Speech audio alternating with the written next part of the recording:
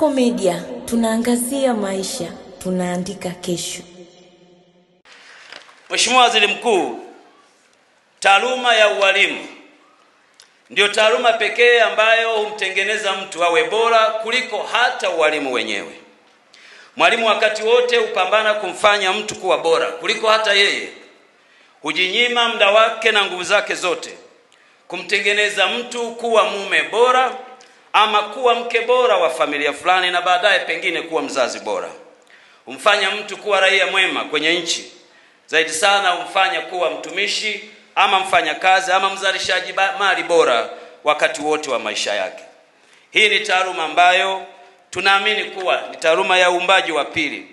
Baada ya mwanadamu kuzaliwa na wazazi wake, kazi ya pili ya kumuumba mwanadamu huendelea hapa duniani, na muumbaji huwa ni mwalimu.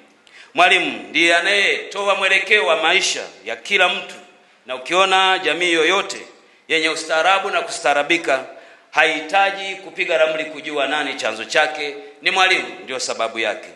Ndio maana wasomi waliotutangulia huko nyuma waliwahi kusema, ukitaka kuliua taifa lolote ama kulifanya lionekane duni wakati wote, basi hatua ya kwanza huwa mwalimu au huwa ualimu pamoja na taaluma ya ualimu. Kasako Media, tunaangazia maisha, tunaandika kesho.